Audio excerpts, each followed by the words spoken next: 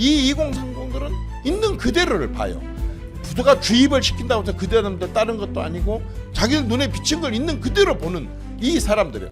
계엄 이후에 여당하고 대통령 지지율이 많이 하락을 했었는데 최근 한 3, 4주 동안 다시 급상승을 하고 있습니다. 그러니까 많은 분들이 생각했던 것과 조금 다른 양상을 보이고 있어요. 박근혜 전 대통령 당시에는 지지율이 급격하게 하락을 해서 이게 그 상태에서 거의 끝나버렸는데 지금 이렇게 지지율이 갑자기 급상승하는 가장 근본적인 이유, 그 다음에 2030이 지지율이 상당히 올라왔습니다. 젊은 층이 집회도 많이 찾고 있다고 하는데 젊은 층이 이렇게 보수 정당이나 대통령에 대해서 지지하게 되는 그런 원인에 대해서는 뭐라고 생각하시는지 좀 말씀 좀 여쭤볼게요. 내가 그 사람도 속에 안 들어가 봐서 잘 모르겠습니다만은 그래도, 네. 저는 급상승이 아니라고 봅니다. 예.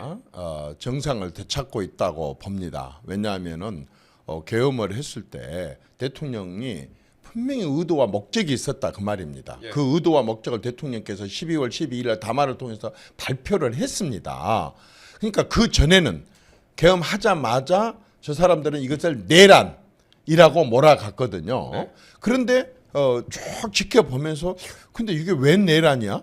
내란이라는 게 뭐냐면은 현 기존 말하자면 권력 구조, 권력 체제 이걸 무너뜨리려고 하는 세력들이 폭력적으로 일으키는 게 내란인데 지금 대통령이 권력을 잡고 있는데 대통령이 권력을 형성을 하고 있는데 대통령이 대통령을 끌어내리려고 권력 체계를 바꾸려고 내란을 해? 일단은 초반에 내란을 하고 몰아치면서 국민들이 굉장히 충격과 불안을 느끼고 심지어는 분노까지 느끼고 이렇게 했는데 얼마 지나지 않아서 이 똑똑한 대한민국 국민들 특히 소득 말하자면은 국민소득 4만 불의 대한민국 국민들이 딱 이제 제대로 보기 시작을 한 겁니다. 우선 12.12 대통령 담화를 딱 들어보니까 국가의 반국가 세력들이 존재를 하는데 이 반국가 세력들의 말하자면은 전행과 행포가 굉장히 심하다라고 얘기를 했는데 설마 그럴 리가. 그랬는데 민노총에 말하자면 간부들이 15년 간첩형을 받고 8년 간첩형을 받고 그리고 중국에서 온 사람들이 완전히 우리의 말하자면 미군 군함을 포함한 이런 군사시설을 촬영을 해서 계속 그것도 뭐 한두 번이 아니라 한 2년 동안 넘게 막 이런 식으로 하고 그렇죠.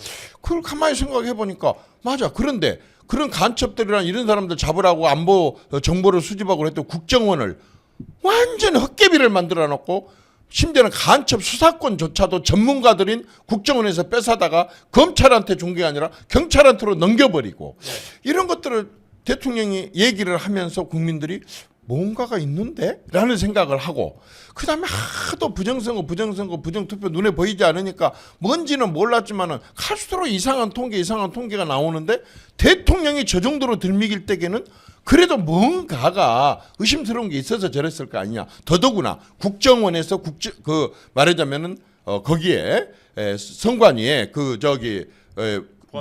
보안 점검을 했더니 굉장히 해킹 위험성이 높은 가능성이 높고 취약하다고 하는 거 이제 발견이 됐다 그 말입니다. 예. 그렇게 하고 그것뿐만 아니라 전 세계 몇 개 나라에서는 우리 기계를 가져다가 했던 나라에서 상당히 부정선거 시비가 계속 이랬단 말입니다. 예. 그렇기 때문에 이 부분에 대해서도 이제 사람들은 관심을 갖기 시작하면서 특히 국회 다수당이 만들어지고 나서 지금 1년도 안 되고 작년 6월 달에 선거 치러서 이제 반년 지났는데 그 반년 동안에 국회에서 일어났었던 저 전행과 행포와 그다음에 상권 분립을 두드려 깨는 근본적인 헌법 파괴라든가 이런 것들을 지켜보면서 국민들이 이거 아닌데라고 생각을 갖기 시작했다고 봅니다. 저는. 그런데 여기에서 우리가 아주 또 다시 이제 국민들이 해야 될 일이 자꾸 생깁니다. 진짜 아까 정말 내란이야? 진짜 내란이 아닌지 진짜 끝까지 한번 따져보자. 그래갖고 내란이 아니라고 주장한 놈들이 있으면 그 놈들을 꼬집대로 뿌려버려야 되는 거고 대통령이 내란을 저질렀다 그러면 완전히 대통령 내란죄에 의해서 진짜 제대로 처벌을 하자라고 하는 그 내란 부분에 대해서 국민들이 끝까지 관심을 가져야 되지만 두 번째로는 지금 이 부분입니다. 대통령이 지적했던 반국가 세력 얘기를 많이 했는데 이런 정도 사정까지 왔다고 그런다면 이런 사태까지 왔다고 그런다면 국민들과 함께 이번에 제대로 한번 반국가 세력의 실체에 대해서 점검을 하자는 겁니다. 네. 사법부는 사법부대로, 언론은 언론대로, 종교계는 종교계대로, 문화예술계는 문화예술계대로 또 국가기관에 있어서의 이러한 말하자면은 반국가 세력들이 활개칠 수 있도록 열어놓은 그런 것들이 있었다고 하는데 그 문도 다시 점검을 해보고 그러지 않고 어떻게 다리를 뻗고 자겠습니까? 또 이번 기회에 아까처럼 부정선거, 부정대표에 대한 것도 분명히 따져야 되고 그리고 또 마지막으로 어쨌든 국회가 엄연한 헌법에 보장되어 있는 상권 분리 원칙을 넘어서 국회가 행정부를 마비를 시키려고 하고 국회가 사법부를 완전히 독립을 해치려고 하는 그런 거 있다고 한다면 지금이라도 바로 잡아야 되지 않겠습니까? 이걸 언제까지 반복해서 똑같은 혼란을 계속 가져오겠습니까? 차라리 이번에 넘어진 김에 이번에 제대로 한번 이것을 밝혀내는 그런 방향으로 가야 되겠고 그리고 아까처럼 이렇게 대통령을 계속 중간에 끌어내리고 5년에서 4년에서 2년 반 앞으로 1년이고 6개월이고 계속해서 이렇게 끌어내는 일이 반복되지 않도록 하기 위한 말하자면 이런 시나리오를 갖고 이렇게 보수 정권은 만만하니까 언제든지 흔들어도 되고 언제든지 끌어내릴 수 있다고 하는 그 아주 진짜 그 더러운 야욕과 야망과 그 시나리오와 그 음모를 갖다가 이번 기회에 밝혀내가지고 완전히 저는 말하자면 말하자면 악순환의 고리를 이번에 완전히 끊어야 된다고 생각을 하고 그런 부분들에 대해서 이제 국민들이 금방 깨닫기 때문에 말하자면은 아까처럼 여론이 갑자기 올라간 게 아니라 본래 여기였었습니다. 여기로 올라간 겁니다. 지금 중요한 것은 아까 말씀하신 2030들인데 이 2030들은 있는 그대로를 봐요. 부도가 주입을 시킨다고 해서 그대로 다른 것도 아니고 그런다고 해서 또 누가 억지로 한다고 되는 것도 자기들 눈에 비친 걸 있는 그대로 보는 이 사람들이에요. 한마디로 말해서 2030들은 그 뭡니까 벌거벗은 임금님이 나오는 그 말하자면 제대로 벌거벗은 거 벌거벗은 대로 보는 거예요. 어른들은 와 누구한테 잡혀갈까 싶으니까 저 옷 이쁘다. 깨덩이 할딱 벗어갖고 있는 임금한테다가 저 옷 이쁘다라고 아부를 한다든지 와 저게 저렇게 비싼 옷이야? 보이지도 않는 옷을 갖고 어른들은 그런 위선과 가식을 하지만 우리 2030들은 있는 그대로를 보는데 있는 그대로를 보다 보니까 처음에는 내란이다 그래서 아주 정말 나쁘게 봤고 지나놓고 보니까 근데 왜 내란이야? 그리고 왜 대통령이 그런 그 생각을 갖게 됐어? 정말 그런 위험이 있긴 있잖아. 이렇게 보다 보니까 힘을 실어주는 거라고 봅니다. 저는 이 2030들에 대해서 굉장히 큰 희망을 가진데 여기서 끝날 게 아니라 이제 대한민국에 제대로 정신 박힌 사람들 제대로 좀 그 세상이 바르게 돌아가기를 바라는 사람들이 이제 본래 기본의 보수가 되돌아왔기 때문에 거기에다가 좀 보태서 같이 이렇게 힘을 말하자면 보태 가지고 나라의 건강과 근본이 흔들리고 있는 부분들을 이번 기회에 같이 총 점검하고 그 총 결산을 하고 그렇게 해갖고 바로 잡아서 새 출발을 하는 그런 계기로 삼았으면 좋겠습니다. 저는 그런 의미에서 지금 여론이 이렇게 다시 정상을 찾아오고 있다고 하는 것에 대해서 대단히 아주 그 긍정적으로 생각을 하지만 이것으로 끝나서는 안 됩니다. 이제는 더 같이 국민 운동으로 번져야 되고 아까 그런 부분들에 대한 실체를 밝혀내는데 중도와 그리고 많은 지식인 전문가들도 함께 좀 동참해 줄 것을 호소드리고 싶습니다. 예, 알겠습니다. 특히 2030 세대 같은 경우에는 우리나라가 선진화된 이후에 태어난 세대들이잖아요. 그래서 더 세상을 보는 관점도 다르지 않나라는 생각을 하게 합니다. 그리고 이제 아까 지지율 말씀도 좀 하셨는데 좀 자리를 잡아가고 있다. 이렇게 다시 돌아왔다. 사람들이 이제 그 배경에 대해서 왜 이런 일이 있었는지 그 대통령이 이런 뭐 계엄이라든지 이런 걸 했었는지에 대해서 그 부분 그 원인에 대해서 찾기 시작했다 이렇게 말씀을 또 하셨고요. 최근에 그런데 제가 오늘 기사를 보다 보니까 그 야당 내에서도 이제 그 박찬대 책임론이 터지고 있다 뭐 이런 보도가 좀 있었습니다. 야당이 전략 없이 뭐 여당에 대해서 조롱하고 압박하기만 하고 싸움하기만 한다. 그러니까 국회 내부에서도 이런 어떻게 보면 야당 내부에서도 자성의 목소리라고 해야 될까요? 아니면 그 내부에서 또 생각만큼 잘 되지 않고 있으니까 비판의 목소리가 나오는 거 아닌가 내부에서 좀 그런 생각도 드는데 이런 그 최근에 정치권의 상황에 대해서 좀 어떻게 보십니까? 특히 야당의 상황. 저는 지금 말하자면은 거의 한 달하고도 조금 더 지나면서 민주당이 우리 전라도 말로 검치가 난단 말이 있습니다. 검치. 예를 들어 굉장히 배가 고팠을 때에 앞에 음식이 많이 차려지면 짜고 날까 생각지도 않고 퍼먹다가 완전히 짜고 나는 그런 경우가 있는데 이걸 검치난다고 표현을 쓰는데 예. 제가 봤을 때는 지금 민주당이 검치가 났어요. 그래서 막 이제 바로 그냥 3월달에 선거 치르고 5월달에 집권하고 그래서 또 우리가 뭐 이런 권력 자리 저런 권력 자리 다 차지하고 그렇게 해서 또 우리 그 좌파 정책을 완전히 다시 펴서 원전도 파괴하고 저기 뭐니까 외교도 있는 대로 또 가서 북한 편 들고 막 지금 꿈에 부풀어 있었는데 허점들이 많이 드러나기 시작했었어요. 방금 저 지적한 몇 가지들이 있는데 첫째는 아니 헌법재판소에다가 소출을 할 때에 실질적인 내용 26페이지 중에 20여 페이지가 실질적으로 내란과 관련된 내란을 얘기하는 그런 내용들이 20페이지나 됐었는데도 불구하고 그걸 철회한다고 했다가 또 다시 그걸 다시 가져간다고 했다가 지금 완전히 헷갈리고 있으면서 가장 중대한 문제인데 지금 대통령을 직무정지를 시켜놓은 이 중대한 문제의 원인을 갖다가 넣었다가 뺐다가 지금 자기들 스스로도 갈팡질팡하고 있어요. 아까 말하자면은 그 저기 대통령 체포하는 것도 말입니다. 대한민국 국민의 상징인 국가의 상징인 대통령을 체포를 하러 간다면서 이번에는 우리가 체포했다가 아니 네가 했다가 또 그쪽에서 아니다 그러니까 또 다시 가져가고 우리가 해야 되는가 이런 식으로 헷갈리고 있는 데다가 또 우리가 주목해야 될 거 다시 또 국민들이 이번에 아니 특히 보수 세력들이 절대로 그냥 넘어가서는 안 될 놓쳐서는 안 될 얘기가 있습니다.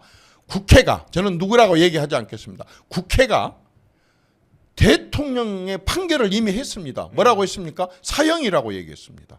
여러분 현직 대통령에 대해서 정치적으로 사형의 언도를 하는 게 국회입니까?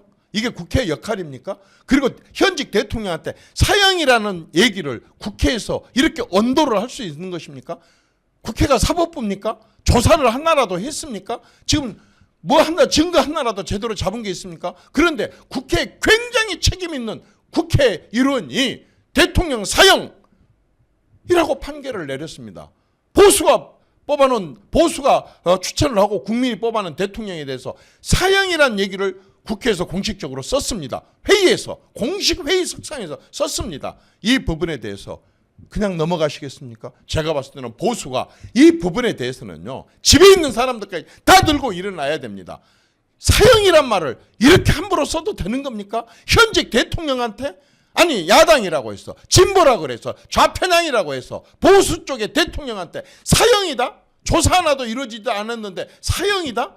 국회에서 공식 석상에서 이런 얘기를 듣고도 아유 뭐 또 말 실수했네 이렇게 넘어갈 겁니까? 그렇다고 한다면 이게 도대체 정말 저는 이 부분에 대해서는 보수가 진짜 정말 한 사람도 남지 않고 다 들고 일어나서 이 부분에 대한 책임을 물어야 됩니다. 그렇지 않습니까? 여러분들이 추천해서 해놨었던 대통령이 국회의회에서 사형 선고를 받았습니다. 그런데 왜 그런지도 모릅니다. 이렇게 대통령의 권위를 짓뭉개도 되는 것입니까? 저는요 지금 야당을 보면은 그 성경에 나오는 솔로몬 대왕의 그 솔로몬 판결에 나오는 그 내용이 진짜 생각이 납니다. 여러분들 아주 다 아시겠지만 간단하게 얘기하겠습니다. 두 엄마가 동시에 애를 낳습니다. 그런데 어느 날 한 엄마가 낮잠을 자다가 애를 깔아뭉개서 애가 질식사해서 죽었습니다. 그러니까 그 죽은 애기를 저쪽 애기하고 살짝 바꿔서 자기가 가지고 있었습니다. 그래서 잠을 깨어나 진짜 애기의 엄마가 이걸 갖다 왕한테 가 솔로몬 왕한테 가서 심판을 해달라고 내 애기다 서로 자기 애기라고 우깁니다. 솔로몬 대왕이 판결을 내렸습니다. 칼을 가져와라. 양쪽에서 엄마가 잡아라. 그래갖고 애를 반으로 갈라가져라. 서로 다 자기 거라고 하니 양쪽에서 갈라가져라. 그때 어떻게 했습니까? 가짜 애미는 바로 칼로 애를 가르려고 했습니다. 그렇죠. 진짜 애미는 어떻습니까? 아니야 내 얘기 아니야 내 얘기 아니야 내 얘기를 살려야 되기 때문에 양보를 하고 뒤로 물러나고 이렇게 했었던 것입니다. 지금 민주당이 하는 모든 일은 국가가 있습니까? 국민이 있습니까? 저 사람들 내리에 미래가 있습니까? 젊은 세대들에 대한 조그마한 애정과 걔들을 돌봐야 된다고 하는 책임감이 털끝만큼이라도 있습니까? 저는요 지금 무지하게 대한민국이 중대한 위기에 처해 있다고 생각합니다. 정말로 중진국 함정이라고 하는 중남미의 많은 나라들이 선진국 문턱에서 완전히 벼랑 안으로 떨어지는 지점으로 가느냐 아니면 우리가 다시 정신을 차리고 재점검을 해서 미래로 나가느냐 하는 그 중대한 시점이라고 생각합니다. 저는요 정말 중대한 시점이라고 생각합니다. 중대한 시점 같습니다. 그 대표님이 지금 열변을 토하고 계시는데 그러니까 뭐 누구라고 말씀 안 하셨지만 정청래 의원이죠. 정청래 의원이 뭐 사형 얘기도 하고 그랬습니다. 그러니까 어떻게 보면 우리나라 정치권이 그 국민에게 분노를 조장하는 그 분노 조장소가 되어버린 것 같아요. 국민들 분노 조장하고 분열하고 이렇게 만드는 그 참 우리나라 정치가 어떻게 보면은 후진 상황이다. 참 예전에 비해서 더 지금 후지게 됐다라고 생각을 하는데 저는요. 왜 이렇게 퇴화됐습니까? 그냥 말이라고 보지 않습니다. 그냥 말이라고 보지 않습니다. 이건 국회의원도 대통령이 똑같이 개개인이 헌법기관입니다. 거기서 상임위원장 중에서도 법사위원장이 현직 대통령을 사형이라고 언도를 했습니다. 이게 어떻게 말입니까? 이게 그냥 그렇게 그 국회 자기들 회의 석상에서 하는 얘기가 해도 되고 안 해도 되고 아니면 말고 이런 식으로 취소할 수 있는 얘기입니까? 저는 이 부분에 대해서는요 절대 그냥 넘어가서는 안 된다고 생각을 합니다. 안 된다고 생각을 하고 그다음에 왜 지금 우리 정치가 이런 식으로 가느냐라고 하는 것에 대해서 왜 이런 식으로 갑니까? 정치 한번 돌이켜 보십시다. 지금까지 아까처럼 이승만 대통령부터 시작해서 최근에 윤석열 대통령까지 하고 있는 대한민국은 계속 발전해 왔습니다. 안보는 튼튼해져 왔습니다. 외교는 전 세계적으로 중추국가에 이르렀습니다. 뭐가 잘못됐습니까? 보수가 지금까지 해온 정치가 뭐가 잘못됐습니까? 이런 보수 정치 대통령들을 계속 끌어내리고 중간에 계속 퇴진하라고 사퇴하라고 이런 식으로 해왔었던 것에 대해서요. 저는 이번 사태를 보면서 조금 다른 용어를 표현을 해보고 싶어요. 저는 지금 내란이란 표현을 쓰고 싶은데 이번에 윤석열 대통령의 담화를 보면서 이건 내란 상황이 아니라 내전 상황이다라고 하는 표현을 쓰고 싶습니다. 내전 상황이다. 이건 단순히 소란을 일으키는 내란 정도를 넘어서 이건 지금 전쟁을 하자고 하는 저는 내전 상황이라고 규정을 하고 싶습니다. 그러지 않습니까? 지금 남북이 분단돼 갖고 북한에서 저렇게 고도의 미사일을 개발을 해갖고 쏘고 우리를 완전히 멸절을 시켜버리겠다고 하는 그런 무기를 고도화하고 있는 마당에 우리 내부에서까지 반국가 세력이 있어가지고 그들한테 유리한 얘기를 한다고 한다면 그건 내전이 아니고 뭐겠습니까? 저는 이것은 내란이 아니라 내전으로 우리가 봐야 되고 또 그러한 각오로 맞서야 된다고 생각을 합니다. 솔직히 말해서 역대 많은 대통령 13명이나 있었지만은 바로 이러한 내전을 막았거나 막아내리기 위해서 온몸을 던진 대통령은 저는 세 분이라고 봅니다. 한 분은 6.25 전쟁을 막아낸 이승만 대통령이고 그리고 그야말로 그 많은 수많은 간첩을 간첩을 내려보내고 그렇게 우리 그 남침을 하고 침략을 다시 재침략을 하려고 했던 시대를 그걸 막아냈던 박정희 대통령하고 그리고 이제 21세기 들어와서 저는 윤석열 대통령이 아까처럼 박정희 그리고 이승만에 이어서 진짜 체제를 제대로 수호하려고 하는 것 반국가 세력을 몰아내고 북한이 완전히 그야말로 그 적화 통일을 하려고 하는 것을 막아내려고 하는 근본적인 인식을 갖고 그걸 완전히 온몸을 던져서 행동으로 옮기고 있는 대통령이 나는 지금 윤석열 대통령의 이번에 이 사태라고 보고 저는 이 부분에 대해서 보수와 국민들이 이번 기회에 정말 내란인지 내전인지 정말 우리 내부에 반국가 세력들이 어떤 식으로의 활동을 하고 있고 실체가 어디에 어떻게 존재하는지에 대해서 총점검을 하고 완전히 전수조사에 가까운 총점검을 하는 그런 계기로 맞아야만이 지금의 이러한 잠시의 혼란이 오히려 큰 대도약의 재도약의 그런 발판과 기반이 되지 않을까 싶습니다. 당 대표 출신으로서요. 이제 지금 이 탄핵 정국에 국민의힘에 뭐 팁 혹은 뭐 조언을 주시자면 어떤 게 있을까요? 우선 큰 건 놔두고 작은 것도 못한 사람들한테 큰 거 요구해갖고 되겠습니까? 큰 건 다 놔두고 지금 당장에 첫째는 지금 이 상황들에 대해서 전략이 있어야 됩니다. 아까 민주당은 굉장히 일찍부터 대통령 끌어내리기 시나리오를 갖고 했다고 한다면 우리도 이 전략팀을 빨리 짜가지고 말하자면 당 내외 인사들을 전략팀을 따서 이 상황 판단을 해야 되고 뭐가 문제고 그래서 어느 부서에서는 누가 어느 상임위에서는 뭐가 어느 의원은 누가 밖에 있는 단체들은 뭐를 해줄 것을 종합적으로 이 사태를 수습을 할 수 있는 전략팀을 첫 번째는 가동을 저는 해야 된다고 생각을 합니다. 예, 전략팀이 가동되고 나서 그 다음에는 뭐냐면은 일단 국민들한테 실체를 알려야 됩니다. 그러지 않습니까? 대통령의 내란이 아니고 이렇게 정말 어마어마한 헌법과 법치를 지키기 위한 자기 몸을 완전히 대통령으로서의 몸을 던지는 자기라고 그 위험을 감지를 못하겠어요? 이런 혼란을 또는 이러한 그 야당의 공격을 계산을 못했겠어요? 그렇다고 한다 그런다면 그 의도를 그 다음에 아까처럼 법이 하나가 뭐가 잘못됐고 뭐가 무리했고 야당이 지금 하고 있는 게 어떤 시나리오를 갖고 어떤 목표를 갖고 어떤 말하자면 음침한 그런 생각을 갖고 하는 것에 대해서요 완전히 국민들에게 제대로 홍보를 할 수 있는 홍보팀을 제대로 저는 가동을 해야 된다고 생각합니다. 뿐만 아니고 홍보와 이것만 갖고는 안 됩니다. 이제는 정말 국민들을 조직화해야 된다고 생각합니다. 이 말하자면 전국의 국민들과 함께 하려고 하는 국민과 함께 하는 팀을 구성을 해 가지고 곳곳에 찾아다니고 곳곳에 많은 사람들 자기들뿐만 아니고 지금 보수 세력들이 다 나섰지 않습니까? 보수 국민들이 다 나섰을 때 이 국민들과 함께 국민 속으로 파고들어서 함께 직접 접촉을 해 가지고 이런 식으로 해 가지고 어쨌든 이 상황을 올커트 프레싱을 해야 된다고 생각합니다.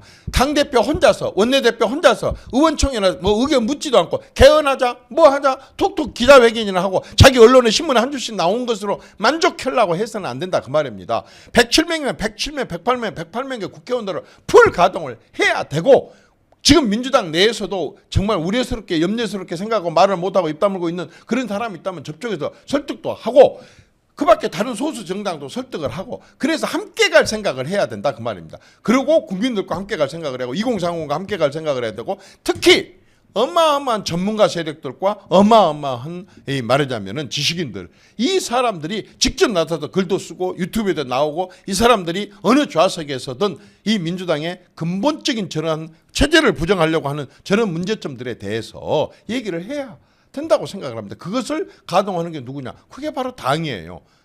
당이 왜 그렇게 했냐? 무리당이라 그랬지 않습니까? 무리 지어서 이런 일을 하라고 있는 것입니다. 개별적으로 혼자서 당대표는 대표대로 원내대표는 원내대표로 대변인은 대변인대로 혼자서 놀아라는 얘기가 아닙니다. 그래서 당이라는 게 있는 거거든요. 저는 그런 걸 권유하고 싶습니다.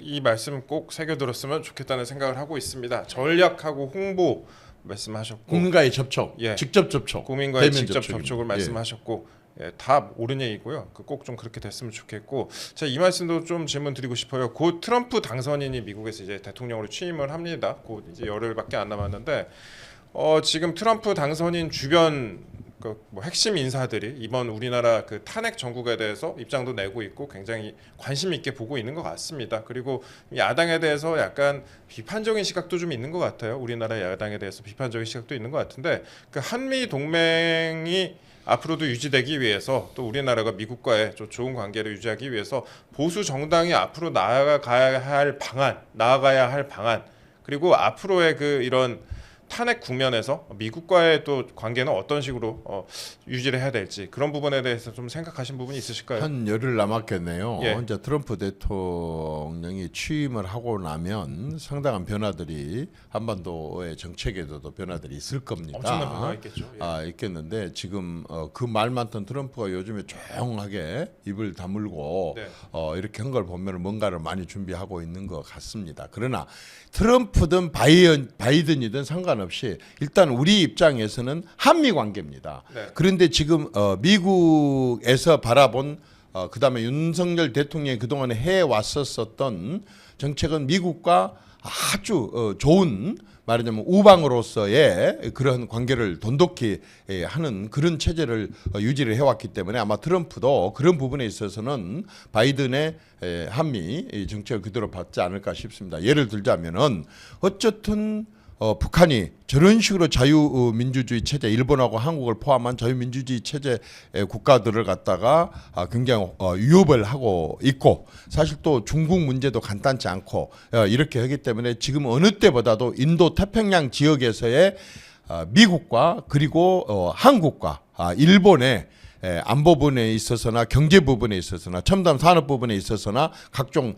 자연 재해나 재앙 부분에 있어서의 공조 보조를 맞추는 것은 굉장히 중요하다고 생각을 합니다. 한 가지 사례만 들자면은 예를 들어 문재인 정권 5년 동안에는 워낙 친북 정책을 쓰다 보니까 한미 간의 훈련이 거의 중단이 됐었습니다. 그런데 미국 같은 경우는 전 세계에 말하자면 분쟁 예상 지역에 그 미국의 그 초급 장교들이 들어오게 된다면 현지를 갖다 익히게 해야 되는데 사실 지난 5년 동안 거의 그걸 못했거든요. 근데 윤석열 정권 들어와 가지고 한미 훈련, 한미일 훈련이 제대로 이루어지면서 한반도에서 바로 그러한 그 초급 장교들을 포함한 그런 말하자면 장교들을 병사들의 훈련, 군인들의 훈련은 군사 훈련은 말할 것도 없고 여러 가지 그 전략 무기를 가지고 한반도에서 이런저런 전부 훈련을 해 받고 미국은 그 부분들에 대해서 굉장히 만족을 해 하고 있습니다. 그래서 아마 그런 부분들은 계속 이어지지 않을까 싶습니다. 지금 시청자 여러분들이 그 대표님 말씀에 굉장히 공감을 많이 하고 계신데요. 댓글에 제가 쭉 보고 있는데 대표님 그러면 마지막으로 저희 시청자 여러분들께 지금 이 혼란스러운 상황에서 어떤 식으로 좀 마음을 가졌으면 좋겠다 하고 한 말씀 좀 부탁드리겠습니다. 그 하시고 싶은 말씀 더. 예. 흥분하면 집니다. 흥분하면 집니다. 지금 네.